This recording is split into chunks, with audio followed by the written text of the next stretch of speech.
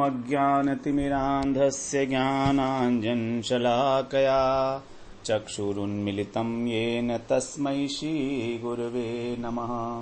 वाञ्छाकल्पतरुभ्यश्च कृपा सिन्धुभ्यैव च पतितानां पावनेभ्यो वैष्णवेभ्यो नमो नमः। नमो महावदन्याय कृष्णप्रेमप्रदायते कृष्णाय कृष्णचैतन्य नाम्ने गौरत्विषे नमः। हे कृष्ण करुणा सिंधो दीनबंधो जगत्पते गोपेश गोपिका कांत राधा कांत नमोस्तुते। तप्त कांचन गौरांगी राधे वृंदावनेश्वरी वृषभानुसुते देवी प्रणमामि हरिप्रिये। वृंदायै तुलसीदेव्यै प्रियायै केशवस्य च कृष्णभक्तिप्रदे देवी सत्यवत्यै नमो नमः। श्रीकृष्ण चैतन्य प्रभो नित्यानंद श्री अद्वैत गदाधर शिवासादि गौर भक्त वृंद। हरे कृष्णा कृष्णा कृष्णा हरे हरे हरे राम राम राम हरे हरे। हरे कृष्णा। सर्वप्रथम मैं अपने गुरुपाद पद्म ओम विष्णुपाद अष्टोत्तर शत श्री श्रीमद् भक्ति वेदांत माधव गोस्वामी महाराज के चरण कमलों में अनंत कोटि दंडवत प्रणाम ज्ञापन करता हूँ। हम लोग श्रीमद् भगवद गीता का 13वां अध्याय श्रवण कर रहे हैं। उसमें हम लोग आज 8वां श्लोक श्रवण करते हैं, जिसमें भगवान ने ज्ञान के 20 साधनों में से 3 साधन बताए हैं। इसलिए इससे पिछले श्लोक में 7वें श्लोक में 9 साधन बताए गए थे, इसमें 3 साधन बता रहे हैं। भगवान कह रहे हैं इंद्रियार्थेषु वैराग्यम अनहंकार एव च जन्म मृत्यु जरा व्याधि दुख दोषानुदर्शनम। इंद्रियार्थेषु वैराग्यम, इंद्रियों के अर्थ में अर्थात इंद्रियों के विषयों में। इंद्रियों के विषय कौन से हैं? शब्द, स्पर्श, रूप, रस, गंध। इनमें इंद्रियों के विषयों में वैराग्यम, वैराग्य होना। दूसरा अनअहंकार अर्थात अहंकार का सर्वथा अभाव। और तीसरा बता रहे हैं जन्म मृत्यु जरा व्याधि अर्थात जन्म मृत्यु वृद्धावस्था और रोग। व्याधि माने रोग। इनके अंदर दुख रूपी दोषों को बार बार दर्शन करना, अनुदर्शनम, निरंतर विचार करना। क्या विचार करना? कि जन्म दोषपूर्ण है, मृत्यु भी दोषपूर्ण है, वृद्धावस्था और रोग ये सभी दोषों से युक्त हैं। तो जब हम इन के अंदर दोषों का विचार करेंगे तब हमारे अंदर विरक्ति पैदा होगी संसार से। तो 10वां साधन बताया इंद्रियार्थेषु वैराग्यम। 5 ज्ञानेंद्रियों के 5 विषय। जैसे त्वचा का विषय है स्पर्श, कानों का विषय है शब्द, नेत्र का विषय है रूप, जो हमारी रसना है, जिह्वा है, उसका विषय है रस, और नासिका का विषय है गंध। इन विषयों के प्रति खिंचाव न होना, केवल जीवन निर्वाह के लिए विषयों का सेवन करना, और वो भी भगवान के प्रसाद के रूप में। भगवान को निवेदित वस्तु के अतिरिक्त किसी भी वस्तु को ग्रहण ना करना। इससे जो इंद्रियों के अंदर उच्छृंखल प्रवृत्ति है उनकी, वो शांत होती है। अब जब ये कह दिया गया कि भगवान को ही निवेदन करके वस्तु ग्रहण करनी है, तो फिर हम कोई भी गलत वस्तु भगवान को अर्पण नहीं कर सकते। तो हमारी जो उच्छृंखल प्रवृत्ति है इंद्रियों के अंदर विषयों के प्रति भागने की, कि ये भी खा लो, ये भी खा लो, ये भी खा लो, ये भी सुन लो, सब प्रकार की वार्ताएं सुनना, सब प्रकार की वस्तुओं को आहार के रूप में लेना, ये सब प्रवृत्ति जो है हमारी शिथिल हो जाएगी।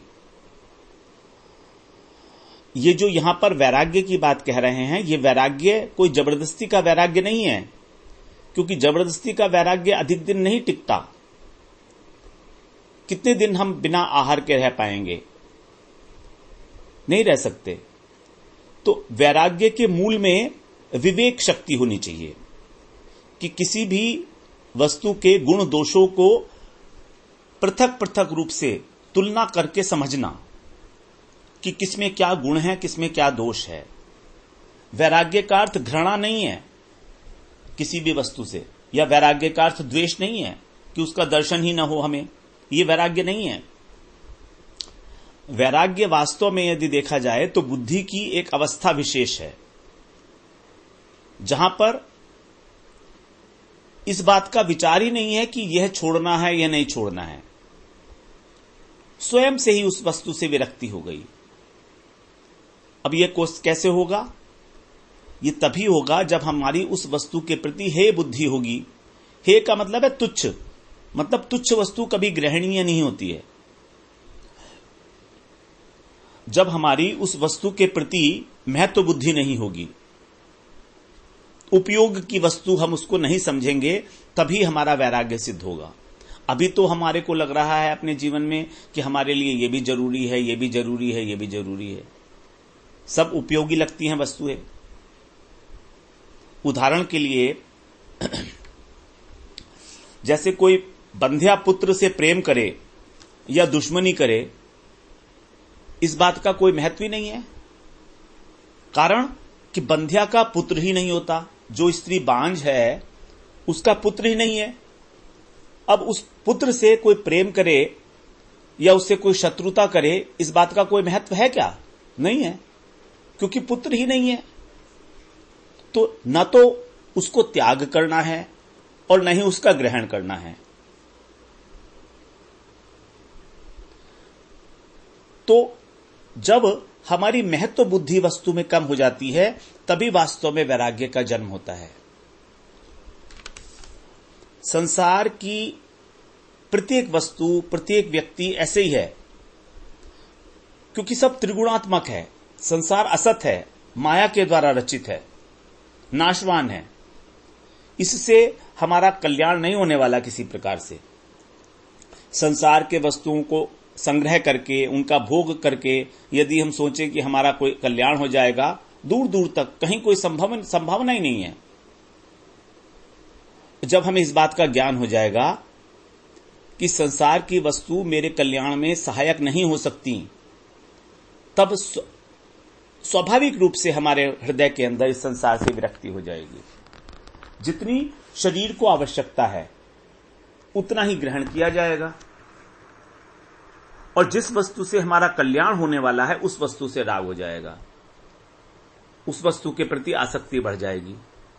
और हमारा कल्याण कहां होगा? हमारा कल्याण होगा गुरु और वैष्णवों की शरण में, तदीय वस्तु को धारण करके, जैसे तुलसी जी की सेवा, एकादशी व्रत इत्यादि। ये सब भगवदीय वस्तु हैं। भगवान से संबंधित सभी वस्तु भगवदीय हैं।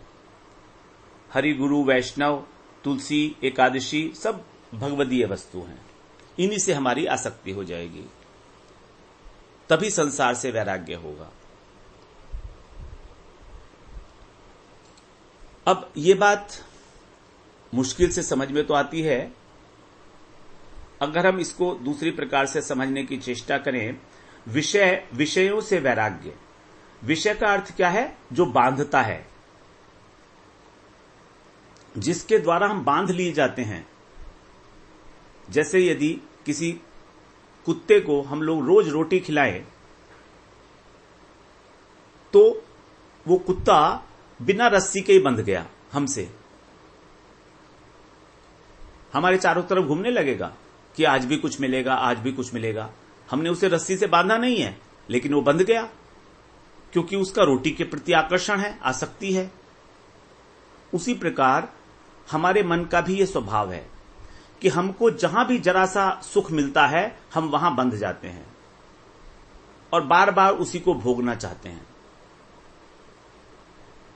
हमारा मन उत्पन्न हुआ है सात्विक अहंकार से, और सात्विक अहंकार का गुण है स्वच्छता, प्रकाशमयता।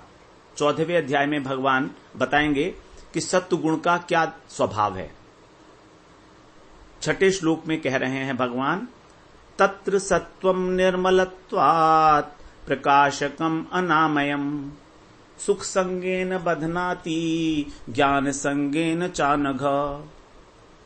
बड़ा स्पर्श बोला भगवान ने कि सत्वगुण हमको दो प्रकार से बांधता है, सुख में आसक्ति के कारण और ज्ञान में आसक्ति के कारण। सुख में आसक्ति, सुख संगेन, संगेन का मतलब आसक्ति के द्वारा, ज्ञान संगेन, ज्ञान में आसक्ति के द्वारा, ये सत्वगुण हमको बांध लेता है।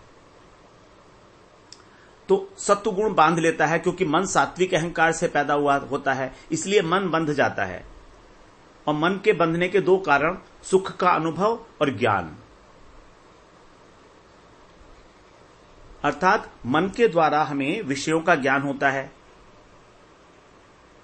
और यदि हम देखें तो जब मन के द्वारा हम किसी विषय का ज्ञान इकट्ठा करते हैं तो वास्तव में ये मन उस विषय का, उस वस्तु का भोग कर रहा है ज्ञान के द्वारा।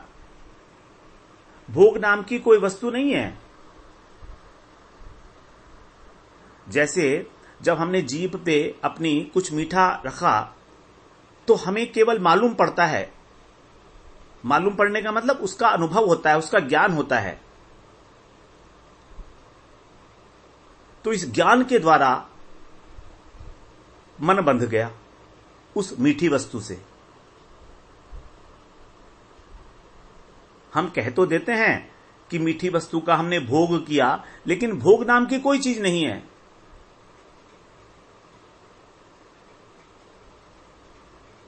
भोग क्या है? उस वस्तु का अनुभव, उस वस्तु का ज्ञान, ज्ञानेंद्रियों के द्वारा।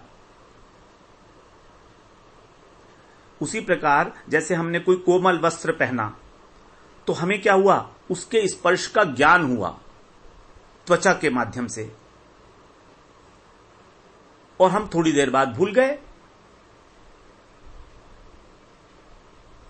तो इसी प्रकार हमें स्पर्श का ज्ञान होता है, शब्द का ज्ञान होता है, रूप का, रस का, गंध का ज्ञान होता है। ये ज्ञान ही भोग है। ज्ञान के अतिरिक्त भोग और कुछ नहीं है।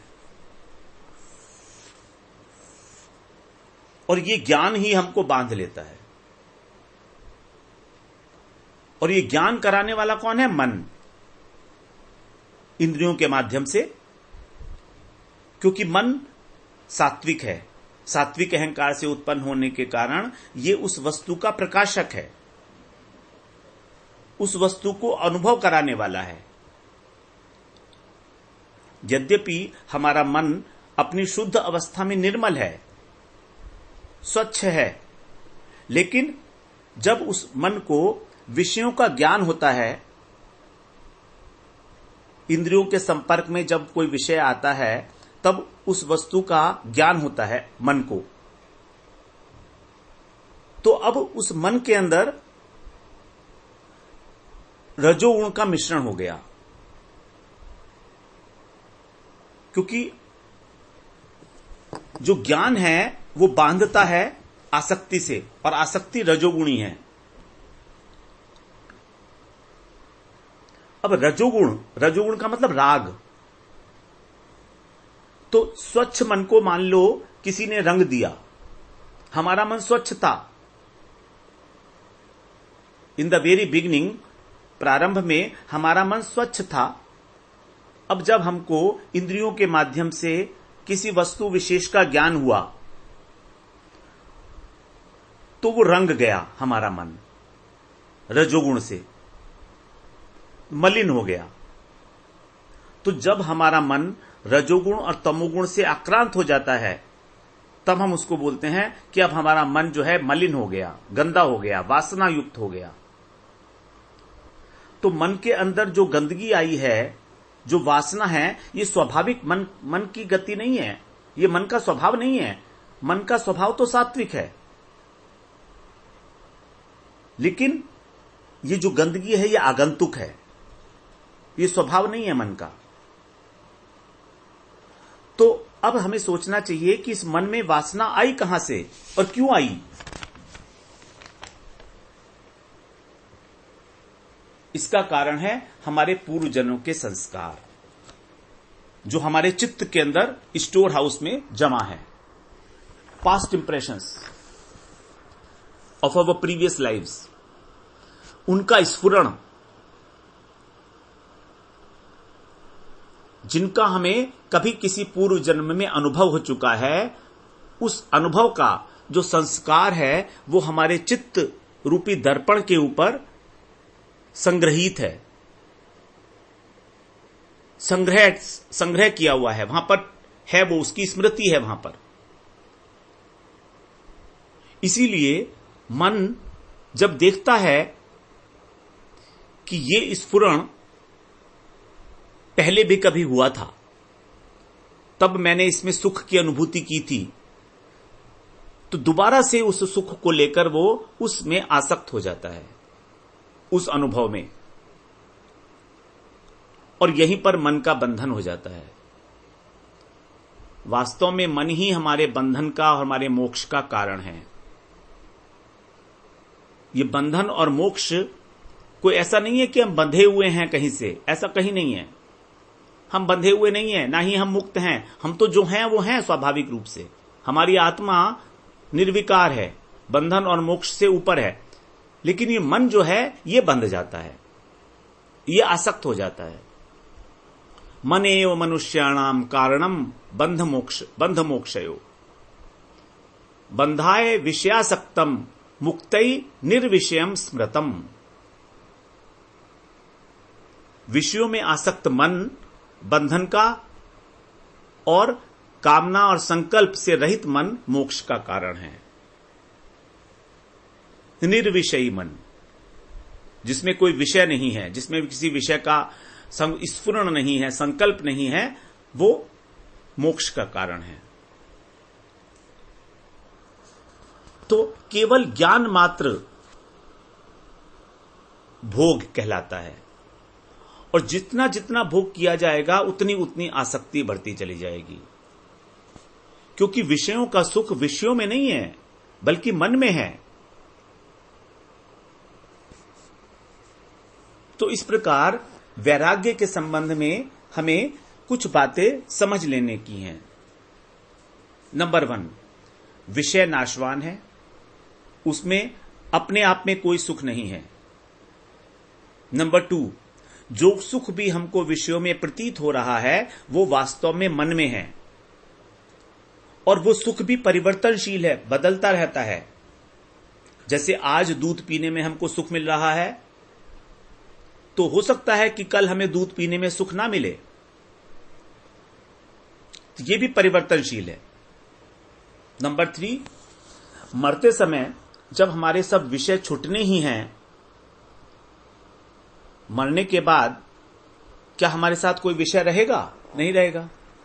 ज्ञानेंद्रिय नहीं रहेंगी, मन तो रहेगा, इंद्रियां नहीं रहेंगी। तो जब इंद्रियां नहीं रहेंगी तो फिर हम विषयों का हमको भोग नहीं हो सकता, उनका ज्ञान नहीं हो सकता। तो क्यों ना मरने से पहले ही हम लोग इस बात का थोड़ा अभ्यास करें, जिससे कि मरते समय उन विषयों से वियोग होने का कष्ट कम हो जाएगा अगर हमने अभ्यास कर लिया पहले। तो अगर अभ्यास नहीं है तो बड़ा कष्ट होगा। वास्तव में मरने में जो कष्ट होता है वो मरने का कष्ट नहीं है, वो विषयों के छूटने का कष्ट है कि अब मैं विषय को भोग कैसे करूंगा। तो यदि इस प्रकार का अभ्यास जीवन काल में कर लिया जाएगा तो उस समय कोई कष्ट नहीं होगा। तो इस प्रकार का जो विवेक है वैराग्य से संबंधित, यही वास्तव में वैराग्य को उत्पन्न करता है। इसीलिए कह रहे हैं इंद्रियार्थेषु वैराग्यम, विषयों के अंदर वैराग्य। अब अगला साधन भगवान बता रहे हैं, 11वां साधन, अनअहंकार एव च। पहले बताया था अमानित्वम, अब कह रहे हैं अहंकार। संसार के वस्तुओं से जो मानव हमारा संबंध है उससे अभिमान पैदा होता है। जन्म, ऐश्वर्य, विद्या इत्यादि कुंती जी ने अपनी स्तुति में कहा भगवान की, जन्मैश्वर्य श्रुत श्रीभिर्येधमान मदः पुमान नैवर्हति अभिदातुम वै त्वाम किंचन गोचरम। वो कह रहे हैं, कुंती जी कह रही हैं कि जन्म का अभिमान, ऐश्वर्य का अभिमान, श्रुत का मतलब विद्वान, विद्या का अभिमान, श्री माने सौंदर्य का अभिमान, ये जो बढ़ा हुआ हमारा अभिमान है, इसके कारण जो मद उत्पन्न हो जाता है, नई वरती अभिदातुम वही त्वाम अकिंचन गोचरम, ये हमको क्या करता है, आपके प्रति, नाम के प्रति, नाम के उच्चारण करने के प्रति अयोग्यता प्रदान करता है। भगवान का नाम लेने में कठिनाई क्या है?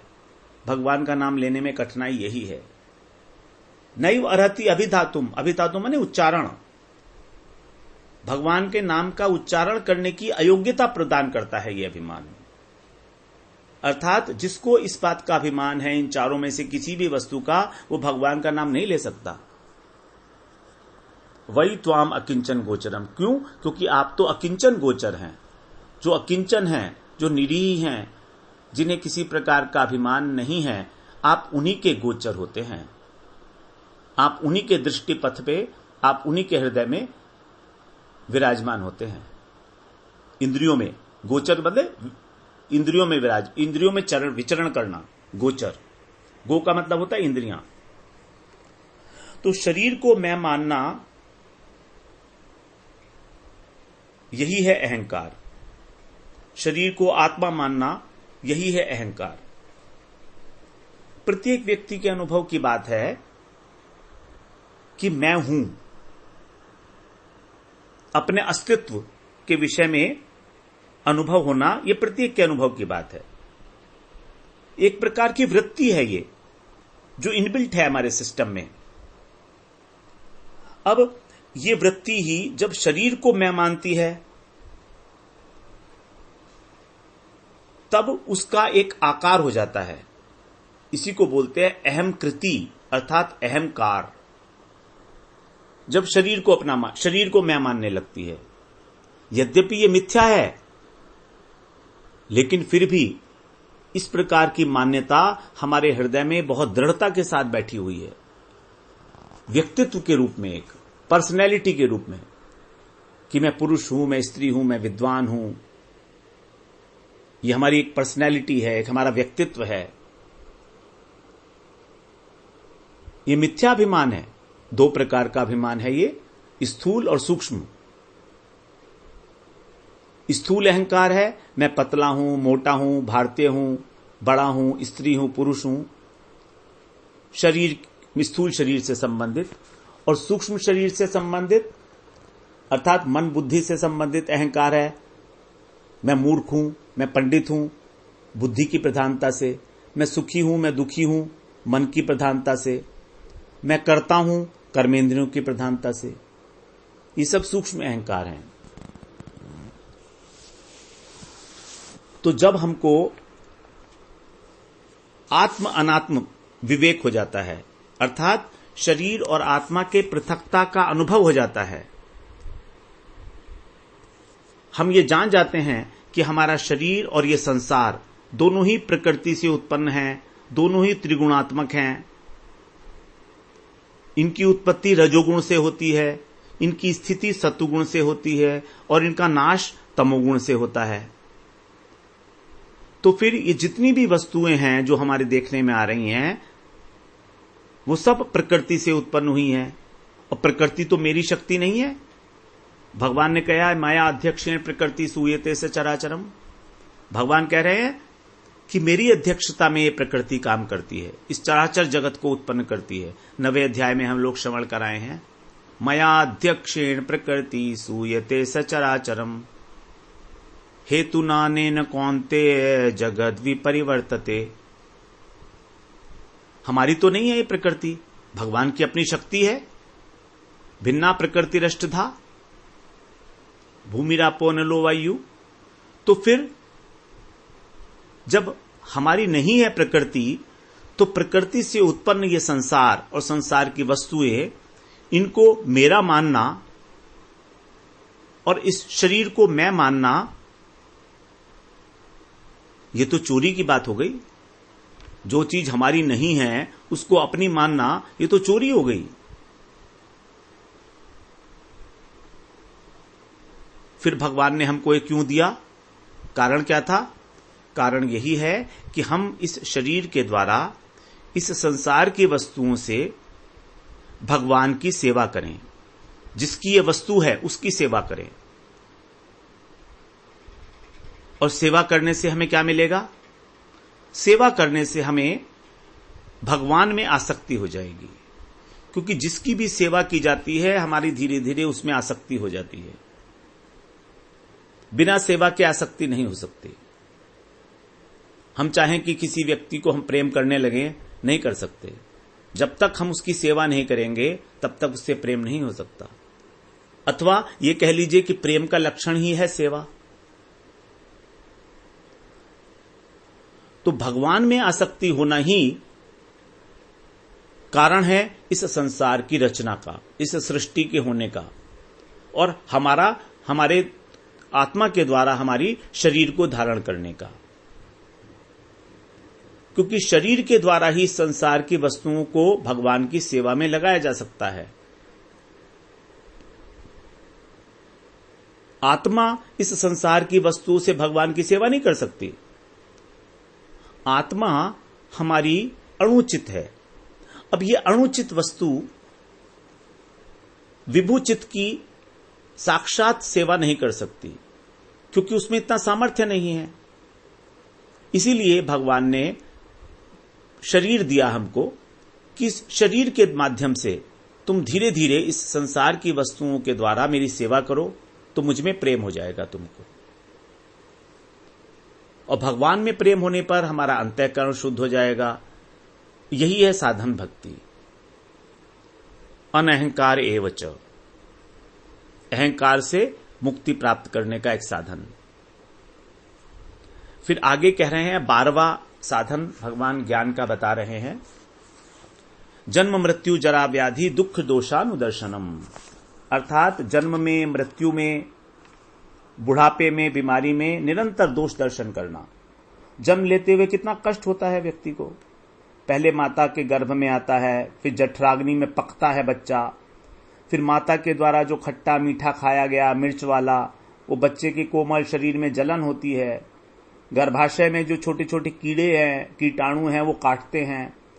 प्रसव के समय कितनी पीड़ा होती है, उससे भी अधिक पीड़ा मां को जितनी पीड़ा है उससे भी अधिक पीड़ा बच्चे को होती है।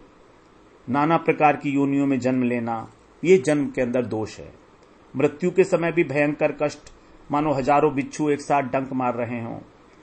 जो कुछ भी धन कमाया, परिवार, मकान, दुकान, सबसे वियोग हो जाएगा। सब में आसक्ति है। इसलिए वृद्धावस्था की पीड़ा कोई कम नहीं है, सब जानते हैं। इंद्रियां शिथिल हो गई, चलना फिरना में कष्ट, बैठने में कष्ट, भोजन पचता नहीं है, मन नई नई चीज खाना चाहता है लेकिन जठराग्नि खत्म हो गई है। असहाय अवस्था, परिवार से सम्मान की आशा है लेकिन सब निरादर करने लगे, उपेक्षा करने लगे, समझते हैं ये बूढ़ा सठिया गया है। व्याधि, रोग, अनेक प्रकार के रोग घेर लेते हैं। हाथ पांव में दर्द, शुगर, ब्लड प्रेशर, नई नई बीमारियां चालू हो गई हैं। सब कॉमन है आजकल बीमारी। दूसरों के अधीन हो जाता है व्यक्ति। चारों ही ये दोषमय हैं। जन्म मृत्यु जरा व्याधि दुख दोषानुदर्शनम, इनके अंदर दुख का, दोष रूपी दुख का अनुभव करना। दुख ही दुख है, इसमें विचार करना। यदि इनमें दोष दृष्टि नहीं होगी तो मोक्ष की इच्छा जागृत नहीं होगी, क्योंकि छुटकारा व्यक्ति तभी चाहता है जब दुख मिलता है। दोष दृष्टि नहीं तो परमार्थ की ओर क्यों चलेगा? यदि वो इसी के अंदर खुश है तो परमार्थ में क्यों जाएगा भगवान के ऊपर? तो दोष दृष्टि का यहां यह अर्थ नहीं है कि इनका चिंतन करके दुखी होते रहो, बल्कि ये विचार करना है कि इनसे हमारा छुटकारा कैसे होगा। और विचार करने से ही हमारे हृदय के अंदर संसार से विरक्ति होगी, वैराग्य का उदय होगा। तो ये भगवान ने यहां पर 3 साधन इस श्लोक में बताए। इंद्रियों के विषयों से वैराग्य,